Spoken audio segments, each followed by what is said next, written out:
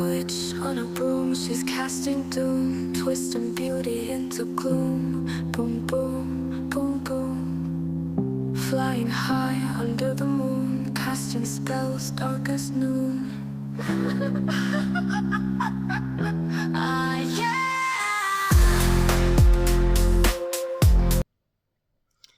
So my whole family have this chest infection at the minute, so they're all still in bed. So I'm going to take advantage and talk to you about Frau Perchta.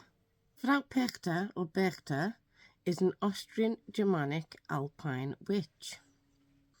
She represents balance in that she can be both malevolent and benevolent.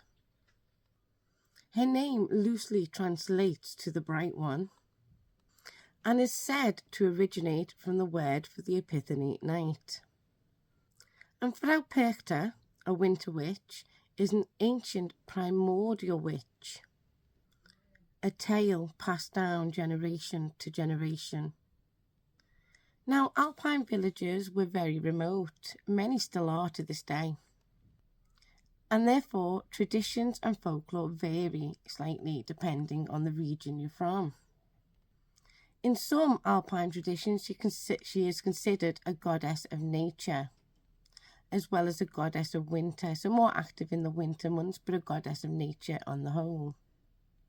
Whereas other regions believe she is a shape-shifting witch. She is linked to the 12 nights between Christmas and the Epiphany, and is said to roam the countryside during those 12 nights, observing humans, inspecting their homes, their work ethic, their integrity, rewarding those she deems worthy and punishing those who fail to meet her standards. And there's a huge focus with Frau Perchta on keeping a tidy, well-kept home, with an emphasis on getting the home ready for the Epiphany night. And those who did so were sometimes rewarded with pieces of silver on the Epiphany night. And Frau Perchta has no time for those who she considers lazy or incompetent, those without ambition and drive. And we can only imagine how harsh the Alpine winters were back then. They're still harsh to this day, but back then they had far more limiting resources at their disposal. And therefore it was integral that the entire village pulled together and pulled the weight to ensure the survival throughout the winter. And it was not uncommon for folklore to reflect that societal need. And Frau Perchta was the Alpine answer to fate, karma and consequences. If you didn't pull your weight in winter, survival was harsh and extremely difficult. And the stories of Frau Perchta change region to region, and there's obviously a blend of pre-Christian and Christian influences. She's usually depicted wearing robes white as snow, and she can be surrounded by impish, dwarven, ethereal, Krampus-like creatures. It depends on which folklore you're reading and where the region it originates from. But these characters that she's surrounded by are known as the Perchtan. When we trace the stories of Frau Perchta back far enough, we can find some stories and legends of her actually being an earth goddess, but one who emphasised interaction with the people during the winter harsh months. She was a goddess of the winter and a protector of unbaptised children, nurturing the souls and raising the spirits as if they were her own lost children. And a lot of imagery shows her surrounded by these characters, her Perchtans, her army. And in other regions, there were tales that she would slice open the bellies of slaves and servants using scissors if they didn't fulfill their duties diligently enough. It does make me wonder which slave master added that little tidbit to the folklore and when. Yet other regional stories report that she does this to women and children, ones who haven't adhered to the household and been domesticated enough. Just another way to silence women, if you ask me. And most of these stories have similar connotations, such as using the scissors to disembowel, then replacing their innards with dirty snow, straw, broken shards of glass, rocks, sticks. In the Alpines, winters are harsh. And in the past, for our ancestors, this linked a lot of their historical practices to the changing of the seasons and what they saw reflected in the world around them. Their folklore and practices often mirrored what they saw, endured, and experienced throughout the seasons. Mythology helped our ancestors to make sense of the world around them. And there are actually a few festivals based around Frau Perchta, such as the Perchtenloaf Festival, which is held during the 12 nights, and I probably not pronounced that correct, I do apologise. And this is a parade that still carries traits of their ancient Alpine, Germanic, animistic practices. It honours the cycle of death and rebirth.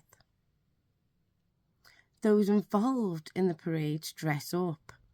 Sometimes the women dress up as Frau Perchta in old hag masks, which were traditionally made of wood, or in two-face masks to represent both the maiden, the benevolent form of Frau Perchta, and the crone. So sometimes they will wear crone and hag masks, which were traditionally carved out of wood, but you can get mass-produced ones now.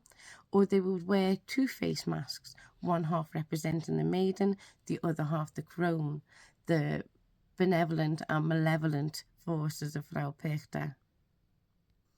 But most of them have that hooked nose imagery that is associated with that winter hag, that scary image of the witch.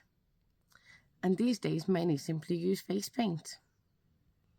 Whilst males dressed in costumes made of fur and horns, similar to the Krampus in appearance, and that is to represent the Perchtan. And some parades are purely the Perchtan, the Krampus appearing characters, and they resemble very much so the parades of the Krampus, which happen earlier in the month, across other regions with that Germanic influence. And obviously, like many cultures, they believed in the Alpine Germanic areas, villages, that the veil was the finish during this time of year, and therefore that these masks would ward off those spirits. Very similar in the Celtic thinking about Samhain and putting masks on and warding off the evil entities as a result.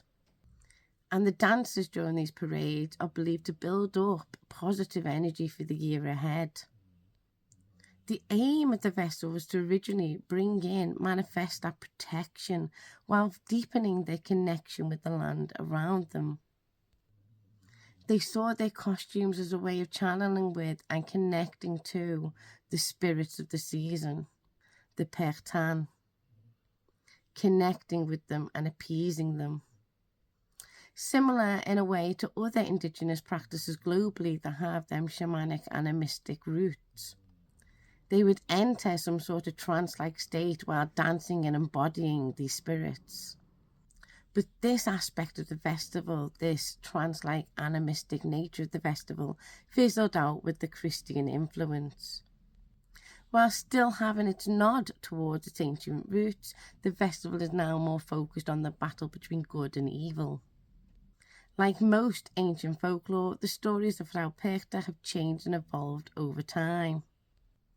Another ancient festival linked to Frau Perchta was the Snadelperchten festival. Men would dress up as hooded, beaked versions of Perchta.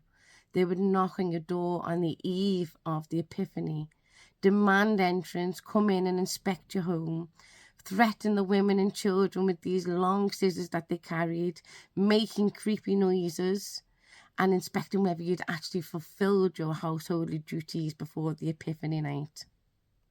They expected to be treated like welcome visitors and able to feast and gorge on food and drink offerings before leaving again. Leaving the children terrified, if you ask me. And there was actually at one point in time a cult dedicated to Frau Perchta. They would leave elaborate offerings to her in the hopes of gaining their favour. However, in 1468, the church banned the cult, condemning all their practices and meetings. Now, it's hard to definitively speak on the origins of Frau Perchta because not much was written down pre-10th century, and what we do have written down was written by Christian scholars, missionaries, preachers, and therefore a lot of the stories have been adapted to also fit their narratives too, alongside the changing face and belief systems of society as that has developed and evolved with the times as well.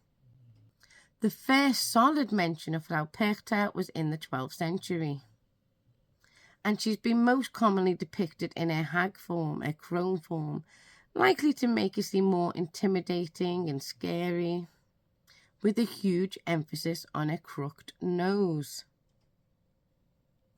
And a lot of our modern Halloween hag witch-like imagery actually comes from these images and the propaganda from the church at that time, which was all about intimidating and manipulating people into not worshipping the old gods and goddesses.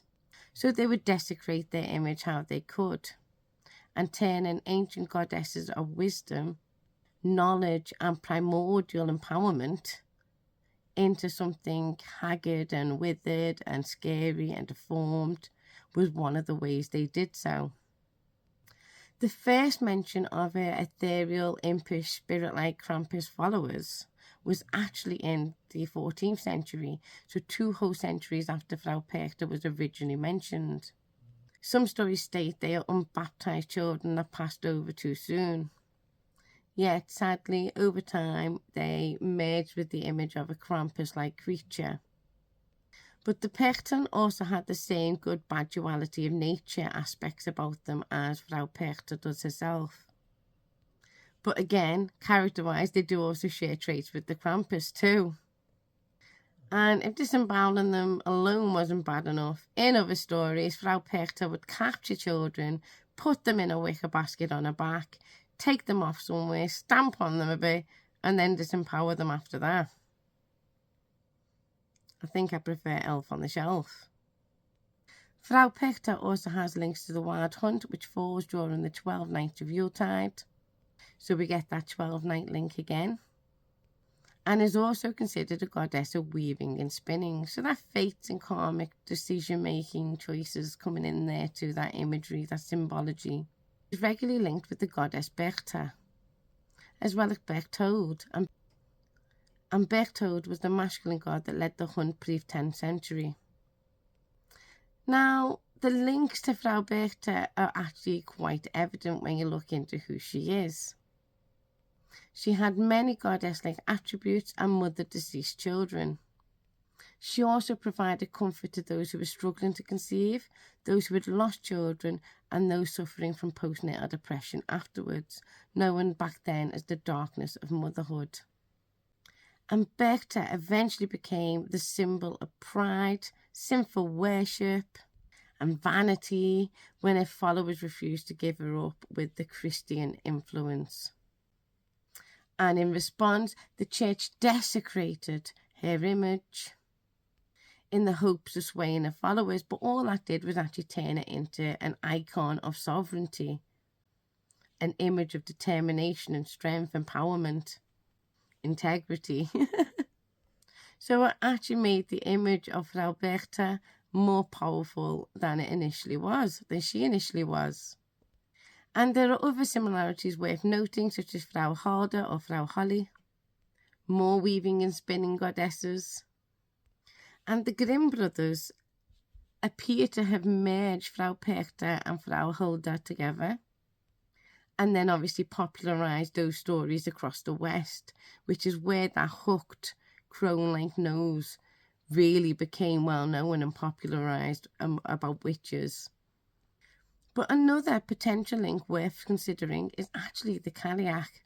And we've discussed the Cailleach a few times before, and I did a video on her recently. You can go and watch that if you wish. She's another ancient winter dark half goddess. But the Alpine valleys were popularised by the Celts pre-Germanic migration. And those Celtic traditions would have been absorbed into the new Germanic influence that was coming in, those new Germanic traditions too. But back to Frau Perchta herself, On the Epiphany, it's quite common to leave her an offering. This offering seems to be mirrored across many of the regions that celebrate Frau Perchta or via Frau Perchta. And now it may be because it was winter and grain was one of the most things that they had stocked up over the winter. But it tended to be a porridge, and some regions would sweeten it with honey and others would add liquor to it. And they would all eat this porridge and leave some aside for Frau Perchta and her followers. But if you've watched my videos on the Cailleach and La Befana, you will also see a lot of crossover connections there too. A lot of crossover symbology and meaning, and this is because our ancient beliefs mirrored the natural world around them, and they would create mythological stories that would represent this, teach morality, teach ethics, ward children of certain dangers. The stories and mythology represented the land around them and what they were seeing, enduring and experiencing. But if you haven't watched my other Winter Witch videos in the series, you can pop over and give them a watch too if you like. You can find them on my page, but I will try and tag them in this video too if possible.